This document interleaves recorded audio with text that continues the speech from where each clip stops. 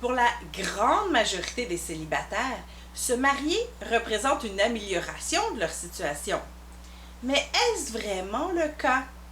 Si nous idéalisons le mariage, nous risquons fort d'être surpris après la lune de miel.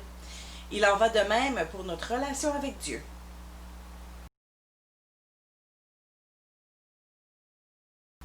Lorsque j'étais jeune chrétienne, le directeur de louange de mon église chantait souvent un cantique qui parlait de la paix de Jésus.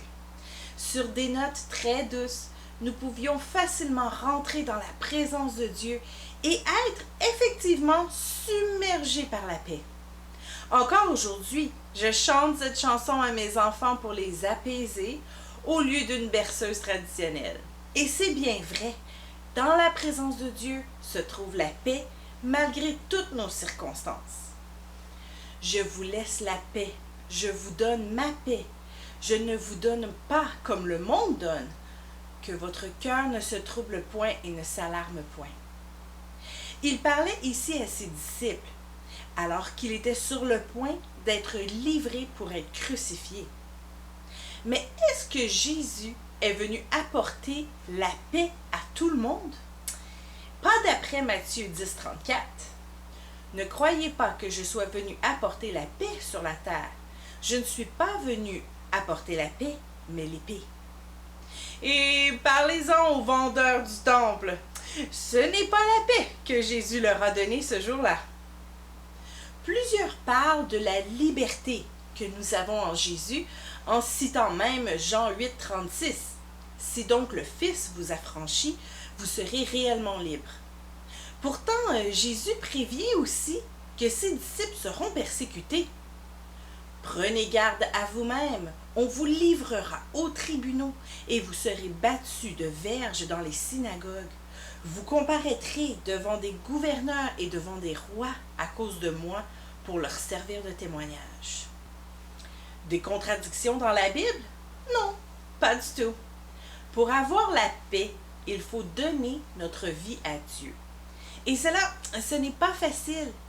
Pour être complètement libre, il faut renoncer à notre chair, refuser d'écouter et de céder à ses désirs. Le péché mène à la mort et notre nature charnelle veut faire à sa tête et prend toujours la mauvaise direction. Lorsque nous donnons notre vie à Jésus, il nous rend libres de notre chair. Nous ne sommes plus obligés de la suivre.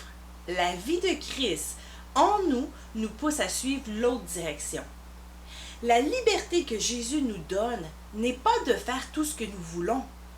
Tout comme la paix que Jésus nous donne, ce n'est pas de vivre dans la ouate. C'est d'avoir la liberté d'entrer dans la présence de Dieu pour vivre cette paix que le monde ne peut donner. Nous n'acceptons pas Jésus dans notre cœur pour améliorer notre vie, du moins ici sur terre. Il est fort probable que notre vie terrestre s'améliorera aussi, mais peut-être pas, et cela importe peu. Nous acceptons Jésus pour avoir une vie glorieuse après notre mort et pour avoir une communion constante dès maintenant avec notre Père céleste. Et le mariage dans tout ça? Eh bien, c'est à peu près la même chose. Nous ne nous marions pas pour vivre une vie plus belle ou pour être rencontrés dans nos besoins. Nous nous marions pour rendre l'autre heureux. Cela signifie que nous devons mourir à notre vie célibataire, à notre vie indépendante. Être marié, c'est d'être en guerre, pas contre l'autre partenaire, j'espère, mais en guerre contre notre propre nature égoïste. Si en tant que femme célibataire, vous achetiez sans rendre compte des robes, des sacs à main et des souliers, eh bien, une fois marié, vous devrez consulter votre mari et votre budget familial avant de dépenser à votre goût. Si vous étiez le genre d'homme célibataire qui aimait jouer à des jeux vidéo très tard le soir ou même la journée au complet, eh bien, vous devrez mourir à cette habitude et être disponible pour votre épouse. Se marier, c'est d'entrer en guerre avec nos désirs égoïstes. Beaucoup de jeunes couples mariés se divorcent parce qu'ils n'avaient pas envisagé cela avant de se marier. Si vous désirez vous marier et que vous voulez que votre mariage dure, vous devez regarder à votre futur engagement comme un acte de guerre contre votre indépendance. Dieu dit que le mariage est l'union de deux êtres, que nous ne faisons qu'une seule chair. Il n'y a donc pas de place à l'individu.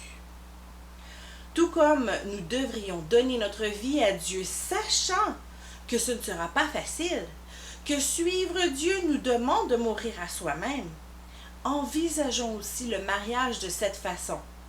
Si nous ne voulons pas être déçus, surpris ou frustrés une fois engagés.